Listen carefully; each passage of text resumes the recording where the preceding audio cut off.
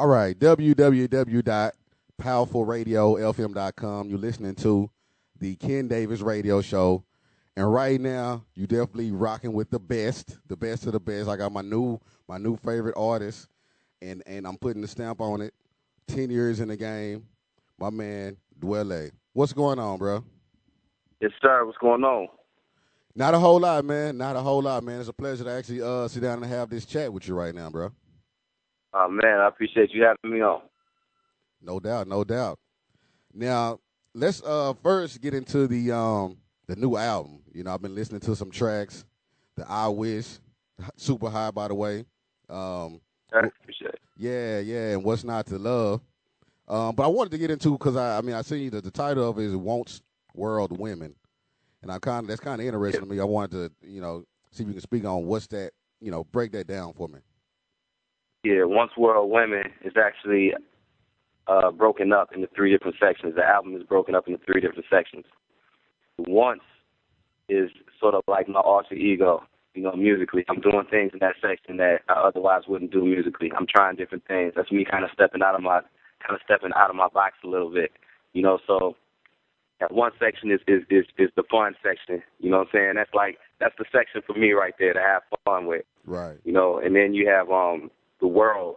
World is sort of like my audio time capsule for the things that are going on right now, in our economy. It's about the state of the economy, about in our country, in the world, things that we've been going through over the past few years. That's a little bit more political, and it's more of the soulful side of the album. That's where you get, the live instrumentation, and just that feel good live warm music.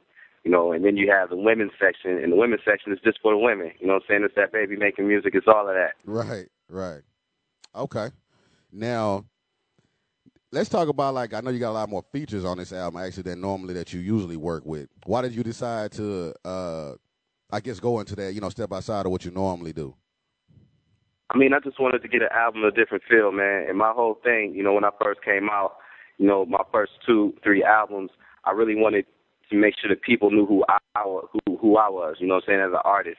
Sometimes, you have a new artist that comes out, and the CD is so riddled with features that it seems like the actual artist is being featured on their album, you know what I'm saying, as opposed to the artist featuring other people, you know what I'm saying? So I just wanted to make sure that with my first few albums, people understood, who I was musically and what I was, you know what I'm saying? Now that I feel like this is album 4, people know pretty much what to expect from me. I can branch out. I can start doing different things.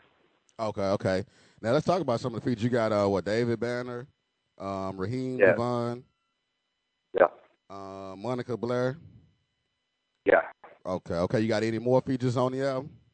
Of course, we worked with Slum Village again. Okay. This time around, and also worked with DJ Quick on this one. Okay. All right. So you really stepped out of what you normally do. Okay. Yeah. We're doing something different this time.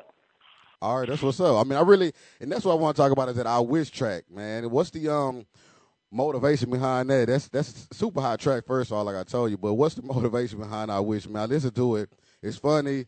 It's good. It's vibe. It's got I get so many different reactions from it.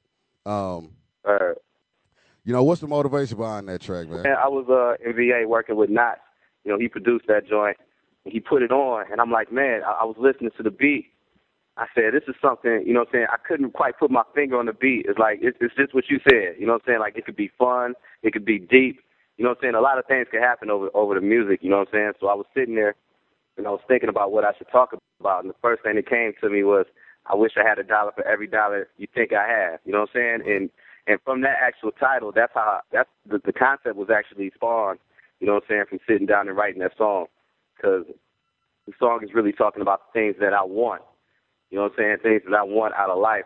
And that's when I thought about it, because on top of that, I had all these songs that were more political, but I really couldn't find a way to fit them into songs in the past, fit them into albums in the past. So from that, I was thinking that what if I write a few songs about things that I want, about the wants? What if I write a few songs about political things, and then a few songs about ladies? You know what I'm saying? So really that song right there spawned the album title. You know what I'm saying? And kind of gave the album its shape. Okay. Now I got to give my hats off to you, man, because I do a lot of interviews. I talk to a lot of different artists, independent, people mainstream, I guess, or whatever. But it's like I love the creativity, you know what I'm saying, behind of it. I definitely love the creativity, the three sections of the album. Like that's super dope to me. And I've been looking around, like I look on YouTube, some of your videos. I see people compare you a lot to like, Music Soul Child and Anthony Hamilton and cats like that. What's your reaction to that? I mean, that's cool. I feel that I have my own identity. Right. You know what I'm saying, musically. But I mean, to be compared to them cats is cool because I love their work. You know what I'm saying? I'm a fan of them as well. You know what I'm saying? So I don't necessarily see it as a bad thing to be compared to them. But in the same, I do have my own identity. Okay. Now you from Detroit. Now, that's like the soul. That's the soul capital. You know what I'm saying? So yeah. Who are some of like your influence growing up? Who was you listening to? What inspired you? You know what I'm saying? Like who were some of the cats that you just like, man, that what made you want to get into the music industry? And growing up, I listened to a lot of the classics, man. Like the Donny Hathaways, Marvin Gaye, a lot of Roy Ayers, a lot of jazz, Miles Davis, Coltrane. You know what I'm saying? I grew up listening to a lot of that as a kid. I think the album that really made me want to jump into music and kind of mimic what he did was Stevie Wonder's Songs in the Key of Life. That album was so inspirational in the way that it touched on so many different levels, so many different vibes. You know what I'm saying? The musical styles. It wasn't just, it was soul, but it wasn't just jazz. It wasn't just R&B.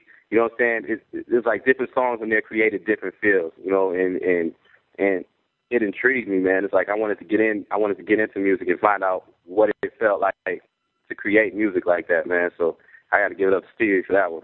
Okay. Now that you in the game, since you said that, since you say he intrigued you, what are your thoughts now? I mean, with the politics, with the business, just how can I say it? Is it what that you would think it is, or you've learned a lot? Just kind of break that down for me a little bit. I think the business. I don't think it's most definitely not what I thought it was. You know what I'm saying? Because music for me started off, very pure, very emotional, and that's what it is. But now, it's a struggle. I have to struggle to keep it pure. You know what I'm saying? I got to keep the purity in the game because the music game is kind of crazy, man. It's all politics. You know what I'm saying? And it's all business. So it is my job to keep like the feeling and the emotion in it. But you have to fight. You have to fight to keep that, man. Right. Okay, exactly. Now you started off. Basically, I guess pushing your demo, selling your demo, Rise in 1998, independent. Yeah. Right. Yeah. Now, I know you caught the ear of some producers.